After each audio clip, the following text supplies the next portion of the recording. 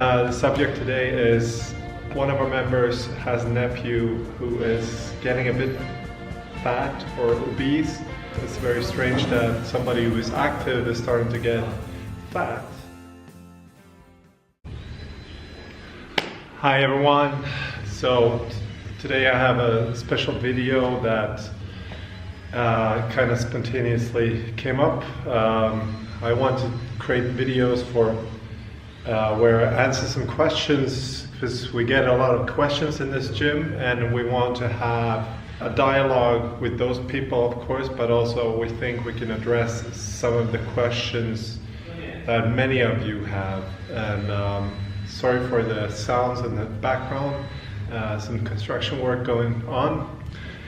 Anyhow, the subject today is one of our members has a nephew who is getting a bit fat or obese, and this in spite his playing ice hockey, and it's very strange that somebody who is active is starting to get fat. And the assumption was that since this ice hockey player is playing, or is a goalie, he is not moving as much as somebody who is playing out on the field, and therefore he is getting a bit more fat. Well, I think that this is a wrong mindset.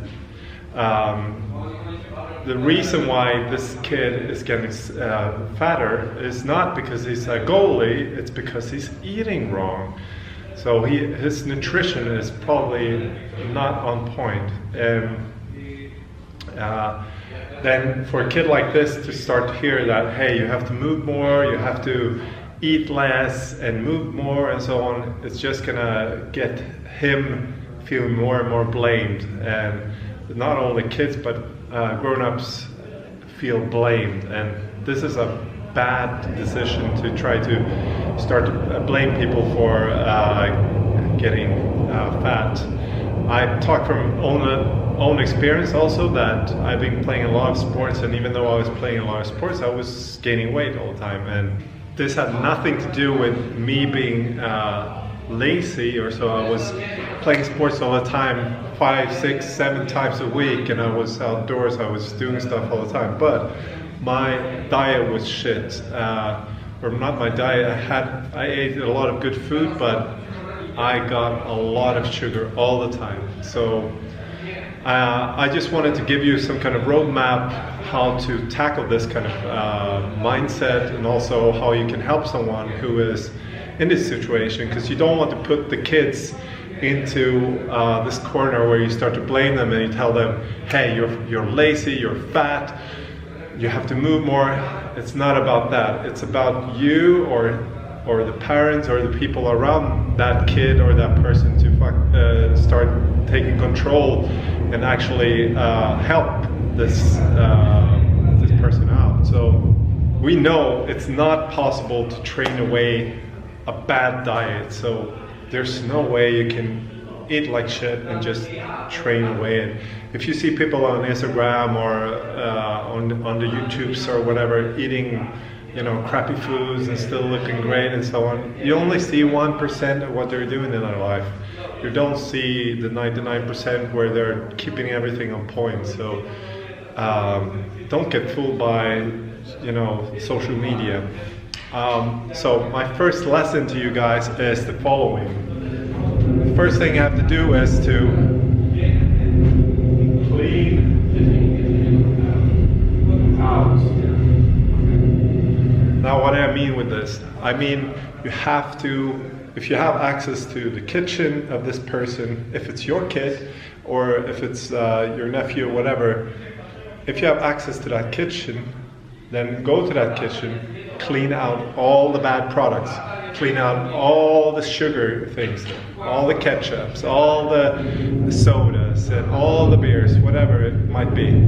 Just clean it out, fill a couple of bags and show them all this shit is making you fat. So you know, all these products in those cans and everything, that's the reason why you're getting fat. It's not because you're lazy or so, it's the things you eat down here. So clean out. Second thing you have to do is to fill up.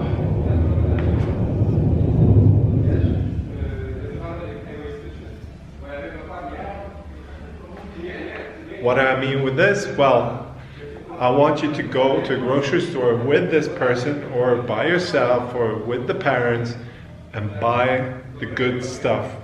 Fill up the cabinets with good things, fill up the fridge with good things that this person can eat and should be eating. We can talk about what those things might be. I like to just keep it simple. We don't have to follow any kind of special plan. You don't have to count calories or anything. It's very simple. First of all, find some good meats.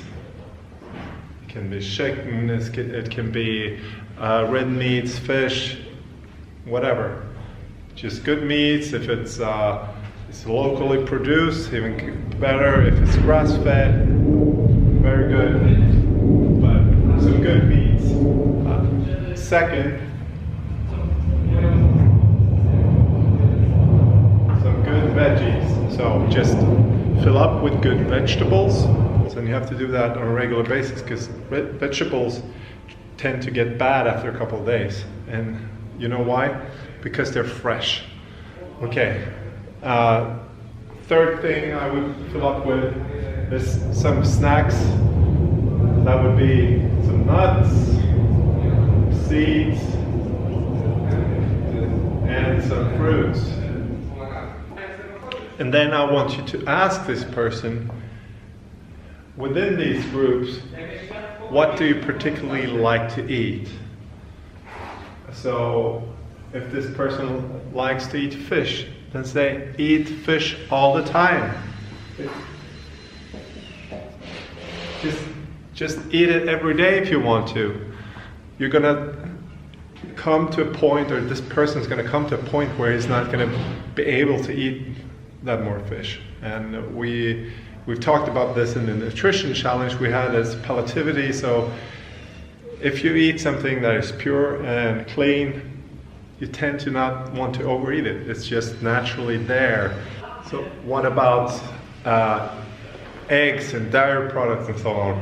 Yeah, eat eggs. If this person likes eggs, then put it on the list. Eggs, great. Eat as much as you want. If this person loves cheese products or milk products, yeah, maybe he can eat some cheese milk products.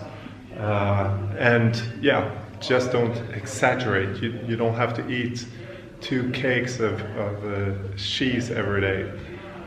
I understand this doesn't cover everything, but these is a very simple recipe to just get somebody on the right track.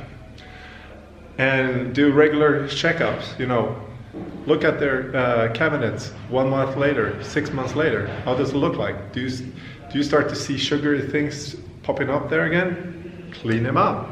Just start over.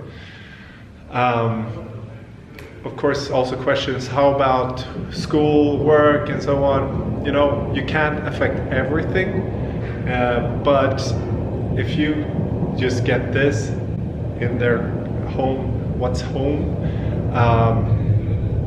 that's going to have a huge impact still. And they might be eating something bad in school or at work. You can't control that, but at least you're controlling this. Make your best effort and understand yourself that it's not because this person is lazy. You have to help them just to get right on diet.